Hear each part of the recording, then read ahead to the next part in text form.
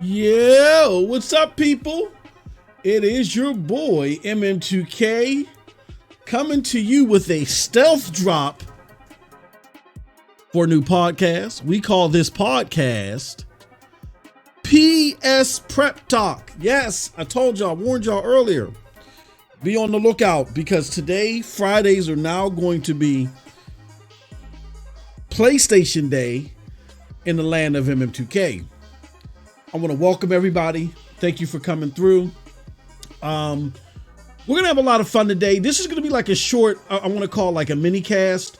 We're not going to spend too much time here talking about this week's news in PlayStation, but we're going to do like a little prep talk. You know what I'm saying? Just put everybody down that may have not been made aware of what's going on in the land of PlayStation. Let me just send this out to some people. Make sure that everybody is aware that we are live. I got to go here. And what's going to happen directly after this show, every Friday, is we're going to have a PlayStation game that we're going to stream over on my other channel, which is MM2K Gaming over at YouTube. All right. So I'm going to drop a link to that once we get ready to go over there. You don't want to miss any of this. So come on over, join us in both places. We're going to be streaming Forspoken this Friday. I do got to get back into God of War. I definitely got to do it. So if God of War may be our game next Friday, it may not be our game next Friday. We'll see. We'll see. But definitely come on over, rap to us. And we're going to go over the latest and greatest in the PlayStation world of news. We'll give you that little prep talk that you may need, man. All right. So first and foremost, let's see here. We got PlayStation sales. They put out their quarterly reports. We're going to talk about that. Then there's going to be news on PlayStation VR. There was a rumor that PlayStation VR was cut in half, and then some people that put that out via their publication, they don't know how to count, so half wasn't actually half, but PlayStation came out and debunked that. And then lastly, we're going to talk about Forspoken, the game that I'm going to be streaming shortly. Yo, Jonathan, what's going on, brother? Good to see you as always in the house. All right, so with no further ado, let me get here because I got to get to my peoples. I got to make sure that my peoples is represented. All right, Jonathan's comment didn't come through yet. Show single word comments. Okay, yeah, we're going to show the single word comments too. All right, so with no further ado, let's get into it. I want to make sure I got enough juice in my soundboard. Oh, come on. I might not. It's only at 13%, but I think I got enough juice. I think I got enough juice to last us this show. All right, so let's do this. Come on, man. Stop playing with me. All right, with no further ado, let's get into our number one topic, which is PlayStation numbers. Let me show you something. All right, these are the PlayStation numbers, and they are, hold on, let me do something right here. Because it's not showing my logo. It's not showing your boy's logo. Give me 1 second. Speaker section. Oh, come on. Open up. MM2K image. There we go. I knew we could do it. All right. So now this is what I want to do too. I want to preface this show with letting everybody know that this is not going to be a show about bashing Xbox or bashing this. This is a PlayStation show. Now, we are going to show comparisons to competition, but we ain't going to hang or dwell on that too much. We're going to focus on what PlayStation is doing. Because you know what everybody says, oh man, the PlayStation podcast or whatever the shows, they can't live without dogging Xbox. We ain't going to dog Xbox. We're going to talk about innuendo and rhetoric and themes that maybe include Xbox, but we're just going to refer to them as the competition. This show is about PlayStation and PlayStation's accomplishments, okay? So I want you to keep that in mind when we talk about this first subject matter. The PlayStation numbers are out. And my God, my God, my God. They are blowing the competition. Can I say that? Am I allowed to without people getting all worked up, getting their underoos in a bunch? They are curb stomping the competition. And I'm going to explain to you why that's important, because a lot of people may hear that and say, oh, that's just fanboy fodder, MM2K, that doesn't matter. Enjoy games, let's finger lock and dance around like it's the Sound of Music. I'm explaining to you why competition, competing in this realm, in this sector, is important.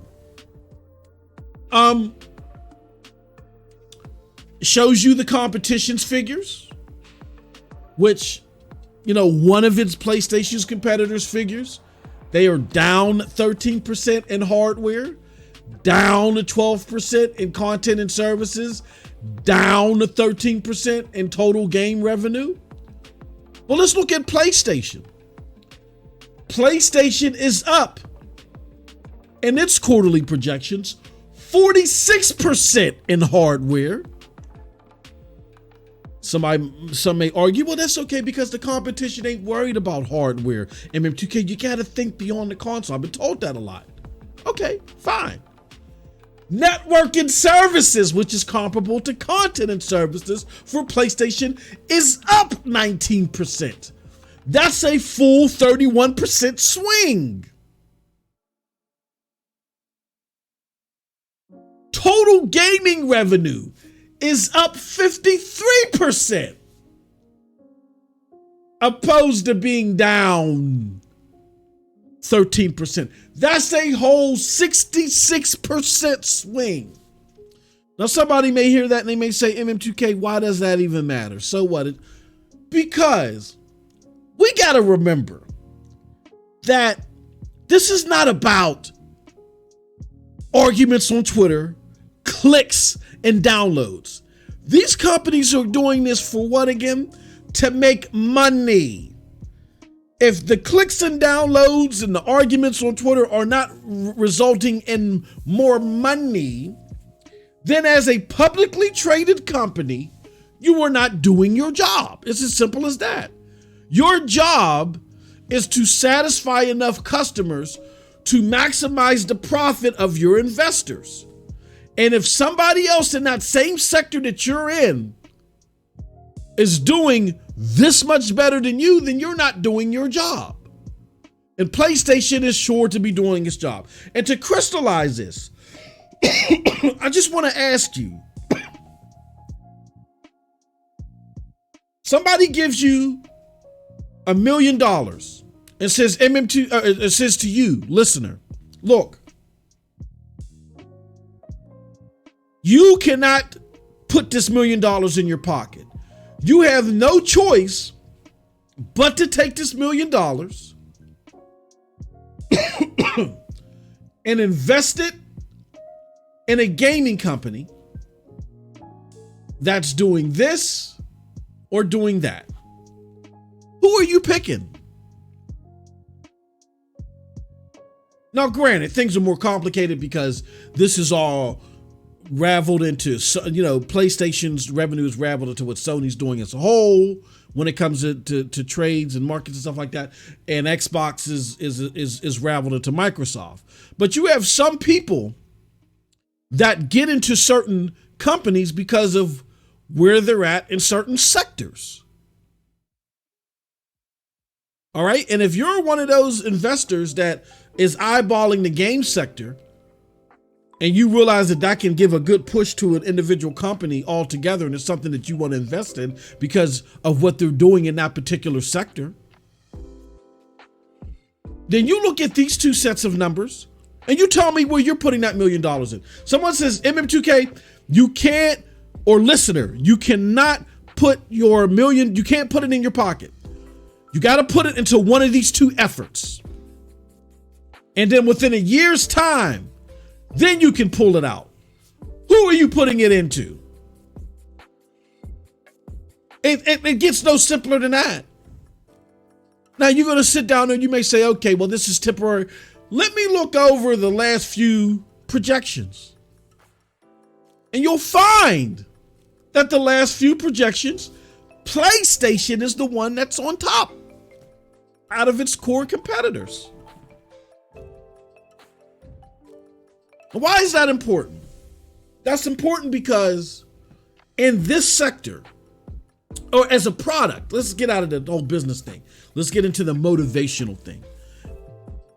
And as a product, steel sharpens steel in gaming. I get it. There's a lot of people that are not interested in these AAA top-notch games that these platforms spearhead and help motivate to put out in the market. I get that. And that's fine. This conversation is not for you. You'll never be able to relate.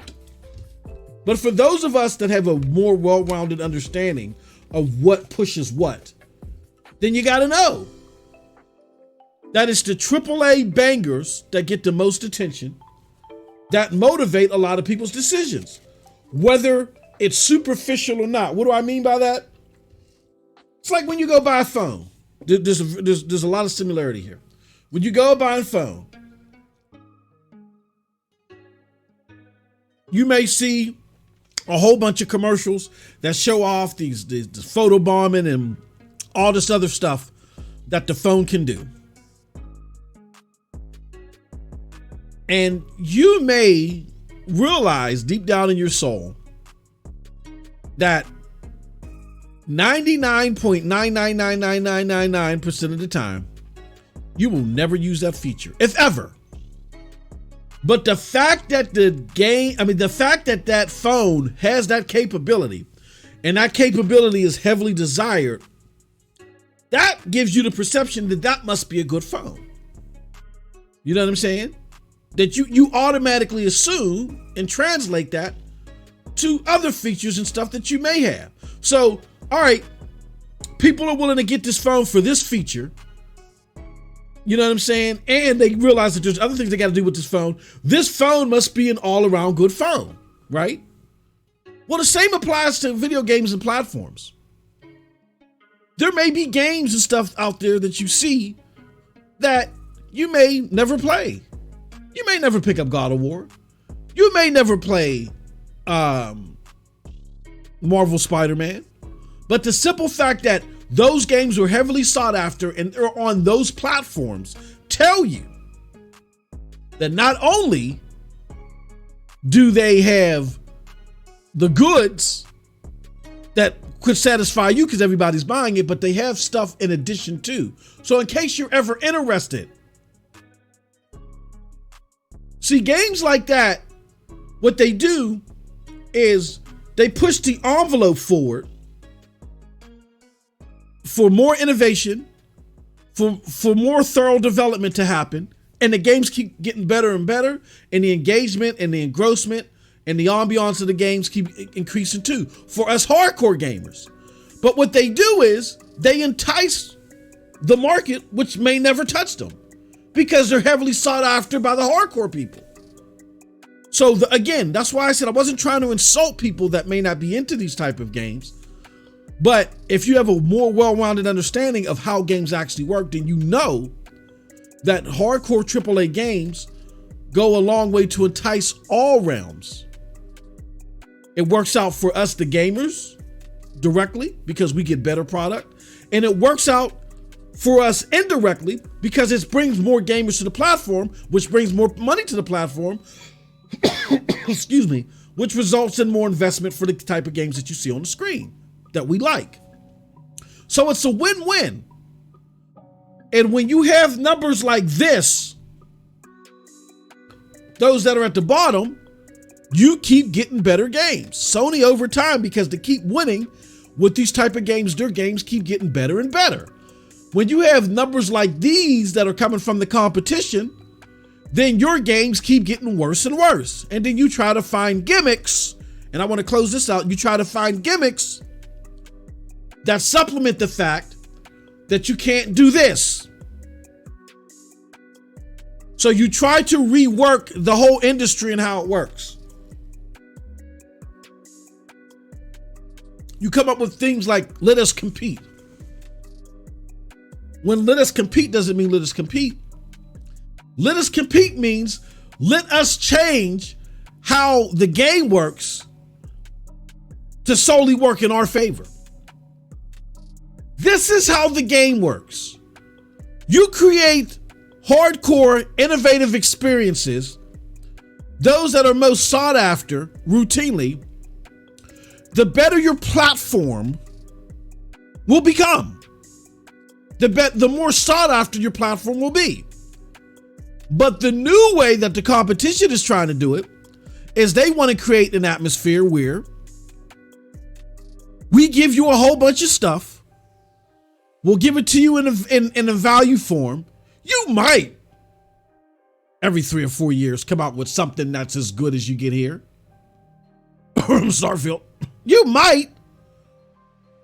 But that's not what you should be wanting. You should just want a whole bunch of stuff that you can play whether you want to or not, or whether it piques your interest in the future or not. That's changing the game. And that's such a lopsided strategy that it only works in someone's favor who has an infinite amount of money to burn.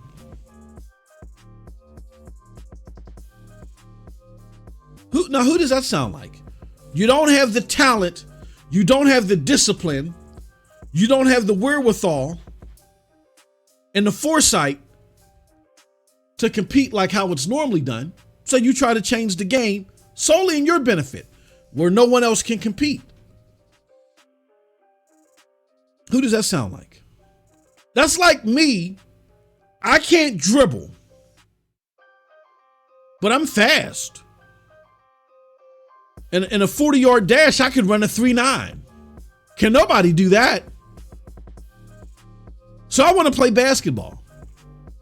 And I want to take dribbling out of basketball.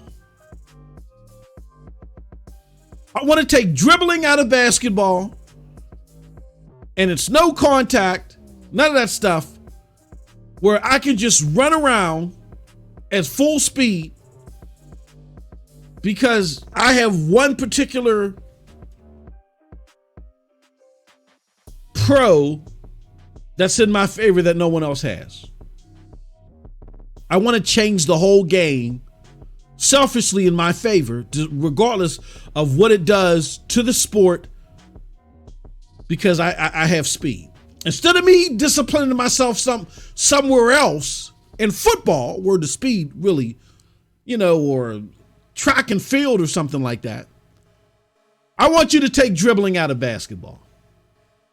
And that's essentially what we're getting from the competition. The competition wants you to take things, take essential things out of the sport so they can compete. Hold on one second.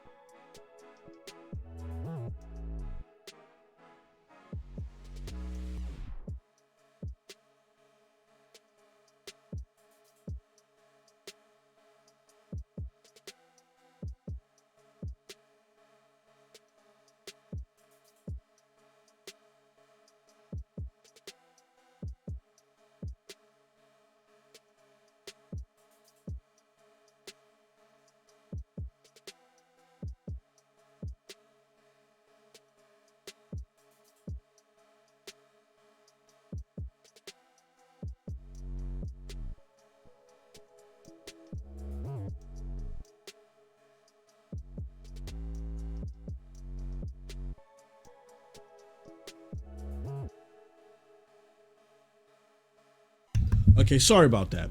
So yeah, so the game, they want to change the game to solely benefit them.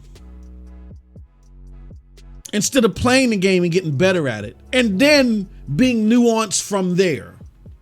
They want to take out core elements of the game, which is creating great titles.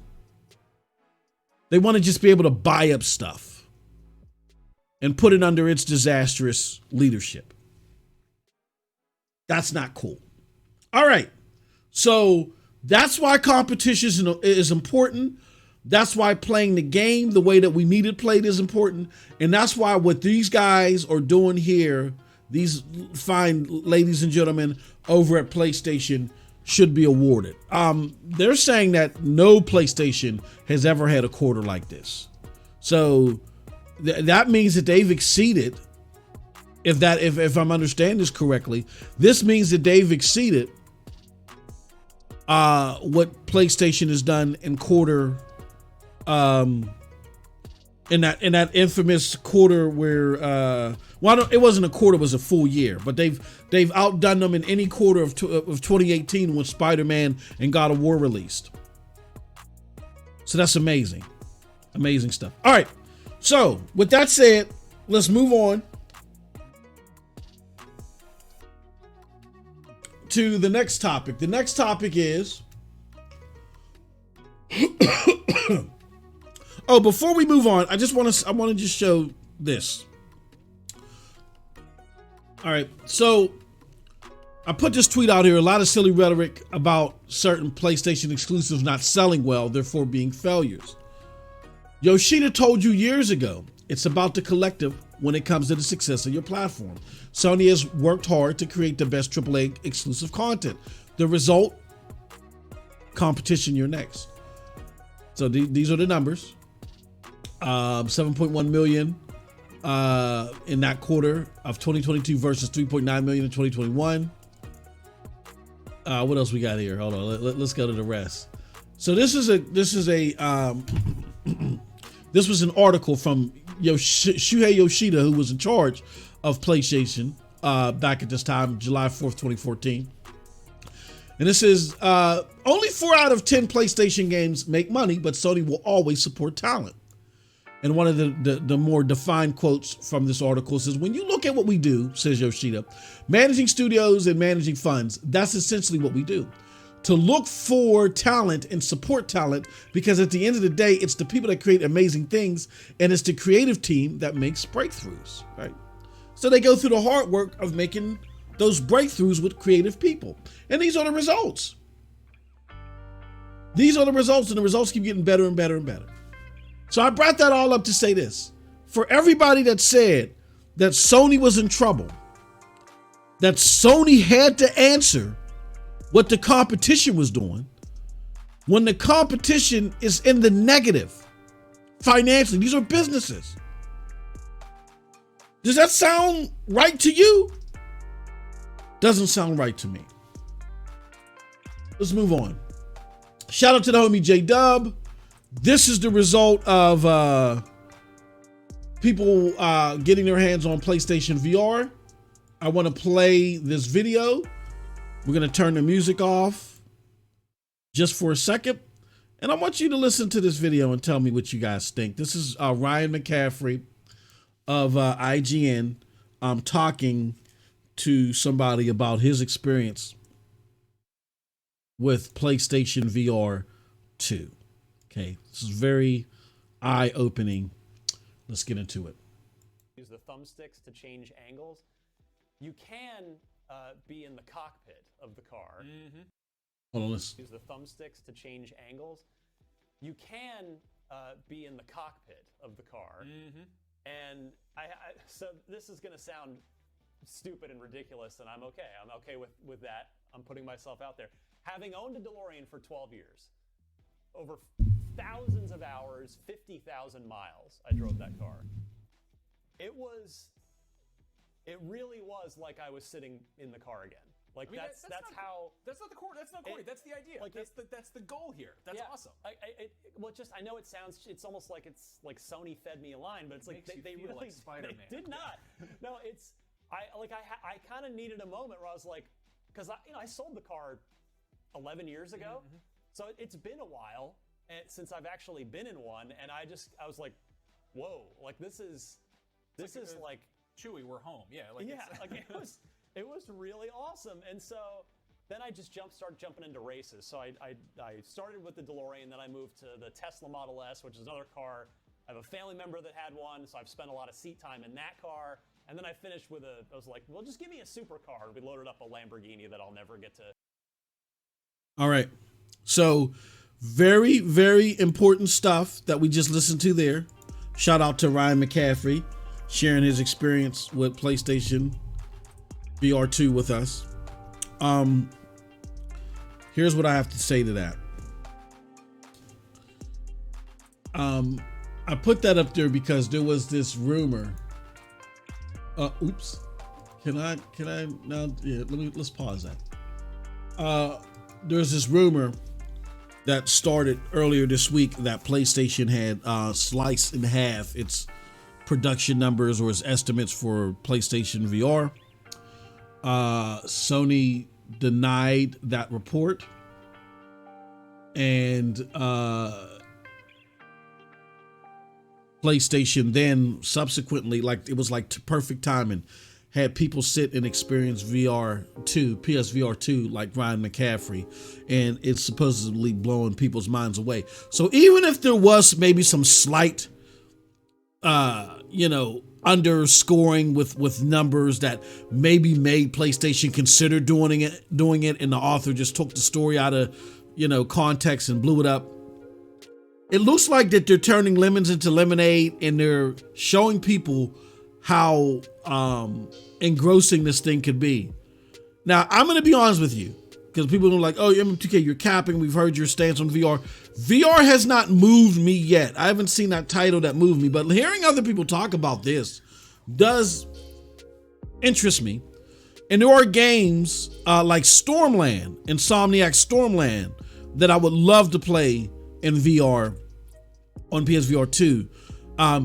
Just another hurdle is it is kind of pricey, but again, this is a model, this is a platform, this is a sector that is geared to a certain audience, and they wouldn't be putting this thing out here if the audience wasn't there, and the audience doesn't necessarily have to grow overnight. So if they feel like that they can get 2 million people involved on this, and they can slowly but surely grow within the VR market, kudos to them. You know what I mean? So I just thought that was interesting and thought that we would put a highlight on that. All right. Also, don't forget that the PlayStation 5 beta is out now. This beta introduces Discord voice chat, VRR support for 1440p and more. And I forgot the number of the UX update, but they're giving like certain people that are in the beta program a limited number of keys to access it, which is dope. So definitely go ahead if you know a friend that got a key, or if you're part of the program, go check that out. You know what I'm saying? I remember when PlayStation was being lauded for not having 1440p support. Remember that? And how big is that? I mean, I forgot about this. Like, how big of that is a deal to many people? Like when Xbox originally had the stranglehold. Oh, I'm sorry. Oops. When the competition supposedly had a stranglehold on 1440p and VRR, that didn't help them outsell the competition with consoles overall. Right? But it's interesting that they're going to support this native 1440p activity. Go check it out. There's a long list of information in relation to this on the blog. You definitely don't want to miss it. Last but not least, before we get out of here, I want to talk about Forspoken. Now, Forspoken, we're not going to sit here in front and cap like Forspoken is outselling, God of War or whatever, but it's not doing too bad, particularly at launch. Forspoken released number 4 in the UK sales chart. And it did it right behind God of War. So Dead Space, which is a multi-plat, excuse me, was number 1. FIFA 23, which is huge in the UK, was number 2. God of War, which released late last year, still killing it, which was number 3. And we got numbers on that. I think God of War on PlayStation 5 alone sold 11 million, if I was looking at that right. 11 million on PlayStation 5 and 5 million on PlayStation 4. I think those were the numbers. Shout out to Porter Rock who had pointed that out. He's like, I believe these are the numbers. And if that even if it's 11 million combined, that's still amazing. And that's sold through. That's definitely sold through. That's not shipped to. That's sold through. It's not bad coming behind God of War, especially when the critics tried to crucify this game. And this is another case of you can't listen to these high, wordy, snot-nosed college kids that always try to create waves and friction for clicks. People are playing this game and they're like, with the dialogue which was being massacred ain't really that bad. The gameplay is not bad at all. And people are enjoying it and they're posting it all over social media.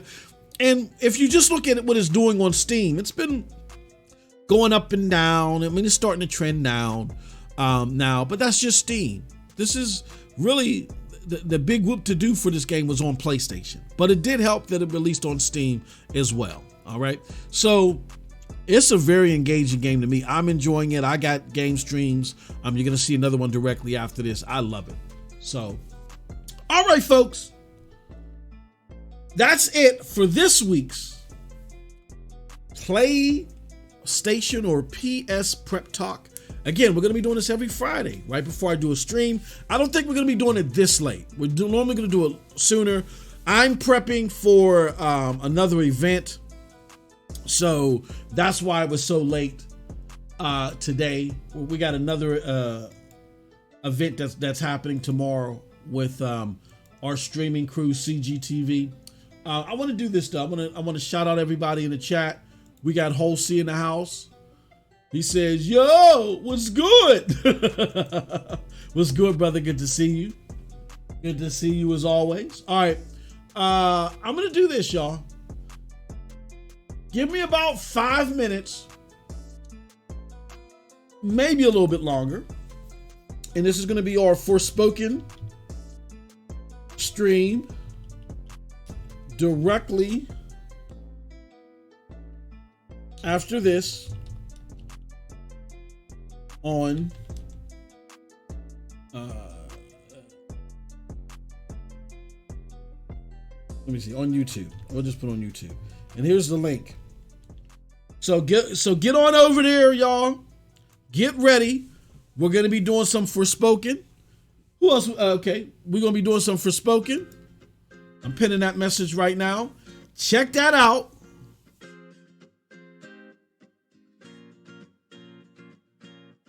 Okay. Be there. Don't miss this. This is going to be, hold on, I want to put this 20 minutes. Let's put 60 minutes. All right. So be there at that stream. Give me a few minutes to set up. We're going to have a blast. We're going to be playing Forspoken. This is going to be Let's Play number 6. We have a lot of fun with it. Hope you enjoyed this. We'll be doing more of these. It's going to be more fleshed out and better and smoother. And until next time, have a wonderful, wonderful gaming day. Peace.